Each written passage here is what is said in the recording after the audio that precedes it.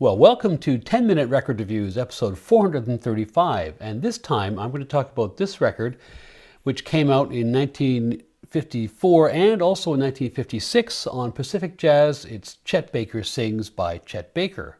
Baker had recorded a couple of vocal tracks prior to making this record in 1954, but nevertheless, when it arrived, it made quite a splash. And amongst the jazz cognoscenti, there was much tongue-clucking, head-shaking, and mutterings about amateurish vocals. His vocal style, which mimics his trumpet lines and features minimal use of vibrato except in a very strategic way at the ends of phrases, became quite influential, not least in Brazil, where it became a template for the intimate vocal stylings of bossa nova singers. It's almost certainly his most famous record, despite being, in my view, not even his best vocal record, let alone his best record overall. But there's no doubting it was revolutionary. I previously discussed Chet Baker's early life when I reviewed his Riverside record, Chet, and just to remind you, he was born in 1929 in Oklahoma to a musical family which was hard hit by the Depression. Eventually they moved out to California in 1940 to Glendale, just up the road a bit to the north of Hollywood. In his teens, he sang and played trumpet. He had a remarkable ear. He was largely self-taught. At age 16, just after World War II, he was enlisted in the Army by his parents. And from 1945 to 1951, he was in the service, punctuated by a brief period of time when he studied musical theory at El Camino College in LA. He then moves to Los Angeles, where he quickly ascends the ranks of jazz musicians, playing with Charlie Parker, playing with Stan Getz. But ironically, his big break comes sitting in with a baritone sax player who was kind of down in his luck, a refugee from New York and from Miles Davis's Birth of the Cool sessions, Jerry Mulligan.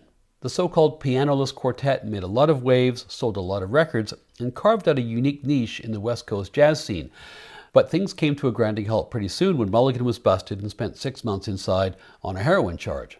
Baker, however, kept up the momentum. He began working with the piano player Russ Freeman, formed his own quartet, had people like Shelly Manne coming on drums, and his profile continued to grow. His stock riding high in late 1953, Baker then takes a bit of a left turn, and he starts to ask Dick Bach to record him as a vocalist.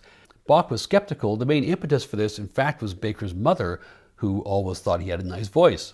For a long time, Baker had resisted his mother's suggestions, but eventually he changes his mind, and he persuades Bach to record him on 2 tracks in 1953, I've Fallen in Love Too Easily and The Thrill Is Gone, both of which feature him on vocals. Baker then asked Bach if, on the strength of these 2 tracks, he could proceed to make a full vocal album, and Bach was reluctant, not necessarily because those tracks weren't good, but more because Baker was starting to show the kind of unreliability which would really tank his career later on. He wasn't using heroin to any great degree at this point, but he was popping pills, he was showing up late, and he was sometimes having a hard time singing in key. But despite these misgivings, Bach says yes. This record is actually 2 records, somewhat confusingly presented in reverse order on this LP. The first record stems from a recording session on February 15, 1954, when 6 more tracks were recorded by Pacific in addition to the 2 vocal tracks which Chet had recorded in late 1953. That made 8 tracks in total, and that was released in April 1954 as the original 10-inch version of this record. Here's that original cover. That record was Baker's 4th out of the 11 releases to that point by Pacific, and that actually kind of understates his influence because if you include his other work with Mulligan, he in fact was front and center on 7 of the first 11 LPs released by Pacific. He very much was their main man. That 10-inch release was a quartet effort. In addition to Baker, it included Russ Freeman, his regular piano player, Bob Neal on drums, and either Carson Smith or Joe Mondragon on bass. In those sessions, Bach's skepticism of Baker's vocal talents was shared by some of his sidemen who waited patiently as they recorded take after take, Russ Freeman reflecting not only on Baker's abilities at that point as a singer, but also on the track list, which he considered to be too heavy on ballads, called the session. However, it sold like hotcakes. Baker had really hit on something. Both his trumpet and his singing style were very timely contrasts to the fiery nature of bebop. And as a trumpeter, he was unlike Dizzy, he was unlike Clifford Brown. In a word, he was cool, and his only real rival in that category was, of course, Miles Davis. But if Miles had invented cool, his own retreat to deal with personal struggles in the early 1950s had left the field open for Baker. In 1955, he followed up the release of Chet Baker Sings with this record, Chet Baker Sings and Plays with Bud Shank, Russ Freeman and strings. Thanks to Baker's image and his somewhat androgynous, delicate voice, not to mention a movie role, he soon became, somewhat unusually for a jazz world which was abandoning the dance floor and somewhat narrowing its audience, an icon for both female fans and for gay male fans. Now, as regular viewers will know, 1955 was also the year when the 12-inch LP replaced the 10-inch LP as the primary medium for jazz. A lot of record companies then re-released material which had been put out on 10-inch with added material to justify a 12-inch release. So for this version of the LP, Pacific reaches back to the 1954 version of Chet Baker Sings, which they knew had sold and which they knew would sell even more if they added more material. And in fact, more than just supplementing it, Baker records almost as much material as had been on the original 10-inch LP to add to this. This is actually chock full of music. For the 1956 recordings, Baker and Freeman return, and they are joined by Jimmy Bond on bass, with the drumming shared by Lawrence Marable and Peter Littman. The liner notes to this record are famously quirky. They're written by a professor called Gerald Hurd. Here's his photograph. He would later record a number of spoken word LPs for Pacific, philosophy LPs, which became quite influential in the whole LSD meets philosophy psychedelic world of the early 1960s. There are a lot of tracks on here, and rather than go through all 14, I'll speak to the highlights and general themes.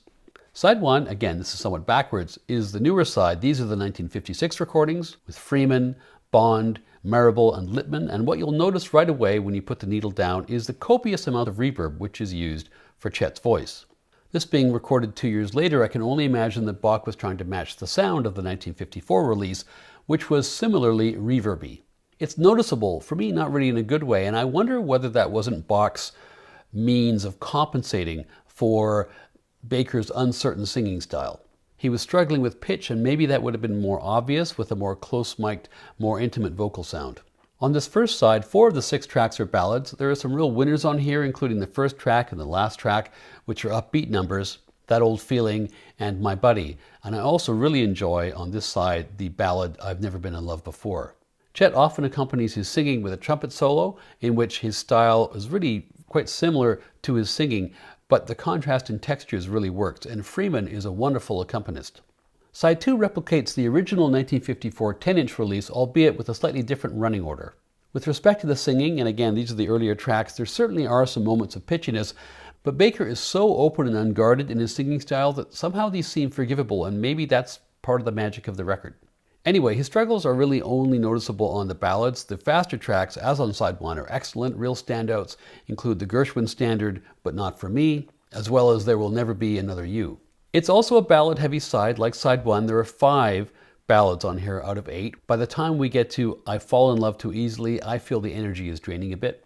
However, I have to give special mention to My Funny Valentine, which is, I don't think you can deny, kind of an odd track, particularly because it relies, to an extent you never hear on records around this time, almost exclusively on Chet's voice pretty much in isolation in the early part of the track. That's a huge risk when you consider the uncertain nature of his singing, but it absolutely works, and it's no surprise to me that this became his signature tune. As ballyhooed as this record is, I have to confess that there are 2 other Chet Baker vocal records I like more than this. Chet Baker Sings and Plays, which I showed you earlier, and It Could Happen to You, made for Riverside in 1958. Both of those feature more confident singing and, to my taste, a better variety of tracks.